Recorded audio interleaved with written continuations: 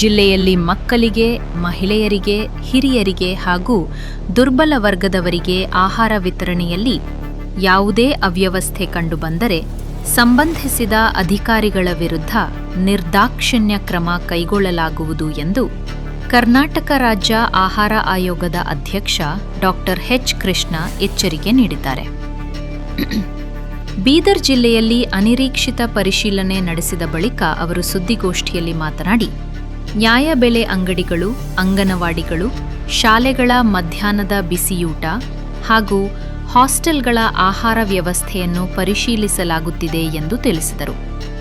ಆಹಾರ ಸಂಬಂಧಿತ ದೂರುಗಳಿದ್ದರೆ ಸಾರ್ವಜನಿಕರು 94484660 99 ಹಾಗೂ 9945037681 ಸಂಖ್ಯೆಗೆ ಕರೆ ಮಾಡಿ ಗೌಪ್ಯವಾಗಿ ದೂರು ಸಲ್ಲಿಸಬಹುದು ಎಂದರು. ಇದೇ ವೇಳೆ ಜಿಲ್ಲಾ ಅಭಿವೃದ್ಧಿ ಸಮನ್ವಯ ಮತ್ತು ಮೇಲ್ವಿಚಾರಣೆ ದಿಶಾ ಸಮಿತಿಯ ಸಭೆ ಜುಲೈ 18ರಂದು ಬೆಳಗ್ಗೆ 11 ಗಂಟೆಗೆ ಜಿಲ್ಲಾ ಪಂಚಾಯತ್ ಸಭಾಂಗಣದಲ್ಲಿ ನಡೆಯಲಿದೆ. ಬೀದರ್ ಲೋಕಸಭಾ ಕ್ಷೇತ್ರದ ಸಂಸದರ ಅಧ್ಯಕ್ಷತೆಯಲ್ಲಿ ನಡೆಯಲಿರುವ ಸಭೆಯಲ್ಲಿ ಸಂಬಂಧಿತ ಎಲ್ಲಾ ಇಲಾಖೆಗಳ ಅಧಿಕಾರಿಗಳು ಹಾಗೂ ಸಮಿತಿಯ ಸದಸ್ಯರು ಕಡ್ಡಾಯವಾಗಿ ಭಾಗವಹಿಸಬೇಕು.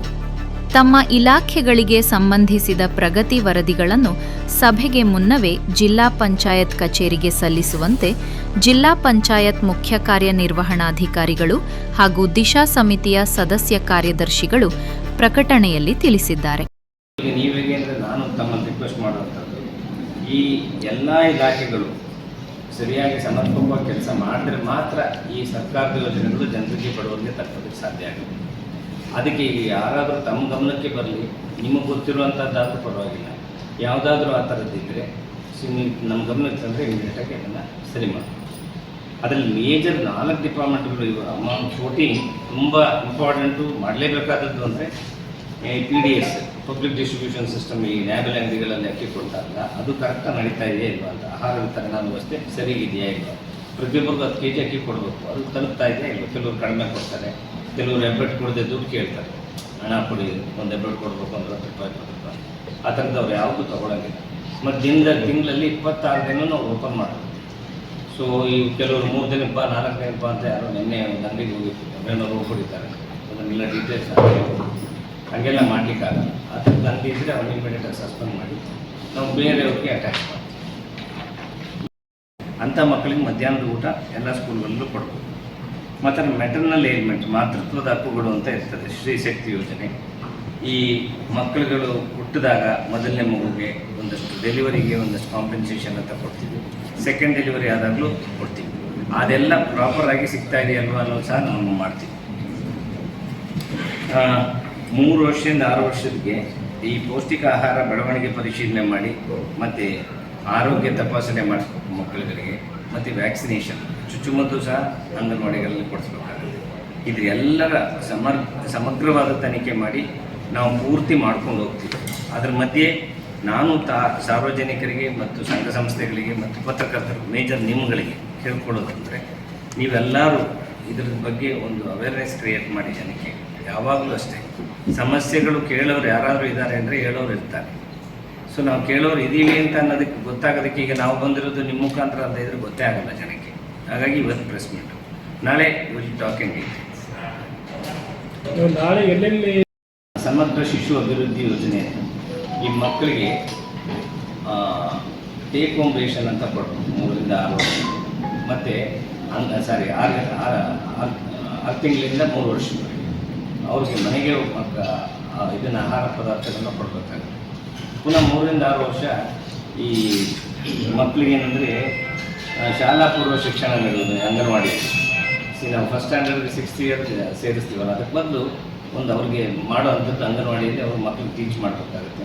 ಅಂಗನವಾಡಿಯಲ್ಲಿ ಕೊಡ್ತಾ ಇರೋ ಆಹಾರ ಸಹ ಅವ್ರ ಮೊಟ್ಟೆ ಆಗ್ಬೋದು, ಪುಷ್ಟಿ ಅಂತ ಪೌಡ್ರ್ ಆಗ್ಬೋದು, ಅವ್ರು ಕೊಡ್ತಾರೆ ಅನ್ನ, ಸಾರು, ತರಕಾರಿ, ಅದರದ್ದು ವೆರಿಫಿಕೇಷನ್ ಮಾಡಿ ಅದನ್ನೆಲ್ಲ ಪೂರ್ತಿ ಮಾಡ್ತೀವಿ.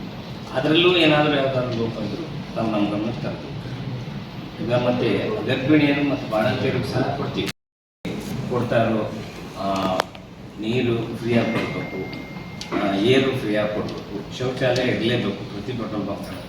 ಅದನ್ನೆಲ್ಲ ಈ ವೆಯ್ಟ್ ಆ್ಯಂಡ್ ಮೆಜರ್ಸು ಮತ್ತು ಅಂದರೆ quality of the petrol and ಡೀಸೆಲ್ನ ಡೆನ್ಸಿಟಿ ಅಂತ ಚೆಕ್ ಮಾಡ್ತಾರೆ, ಅದನ್ನು ಸಹ ಇವರು ನೋಡ್ಕೊಂಡು ಅದನ್ನೆಲ್ಲ ಪೂರ್ತಿ ಈ ಕಾನೂನು ಮತ್ತು ಶಾಸ್ತ್ರ ಇಲಾಖೆ ಜವಾಬ್ದಾರಿ ಅದನ್ನು ಮಾಡ್ಕೊಂಡು.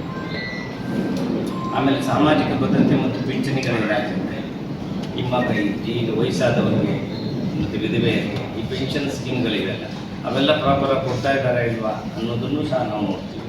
ಅದನ್ನೆಲ್ಲ ಈ ಪೆನ್ಷನ್ ಇಲಾಖೆಗಳು ಯಾವ್ಯಾವಿದೆ ಅದರಲ್ಲೂ ಯಾವ್ಯಾವ ಸಿಕ್ಕಿಲ್ಲ, ಯಾರ್ಯಾರು ಅನ್ಯಾಯ ಆಗಿದ್ದರೆ ಈ ಇದಕ್ಕೆ ಸಂಬಂಧಪಟ್ಟ ಹಾಗೆ ಅದನ್ನು ಇಮ್ಮಿಡಿಯೇಟಾಗಿ ಬೇಕಾದ್ರೆ ನಾವು ನಾಳೆನೇ ಸಾಲ್ವ್ ಮಾಡಿ ನಿಮ್ಗೆಲ್ಲರಿಗೂ ಯಾರಿಗೆ ಏನಾದ್ರು ಪೆಂಡಿಂಗ್ ಕೆಲವು ಇವತ್ತು ಬನ್ನಿ ನಾಳೆ ಬನ್ನಿ ಅಂತಾರೆ, ಈ bank attached Aadhaar attached link ಅಕೌಂಟಿಗೆ ಮಾಡಿಬಿಟ್ಟಿದ್ದಾರೆ.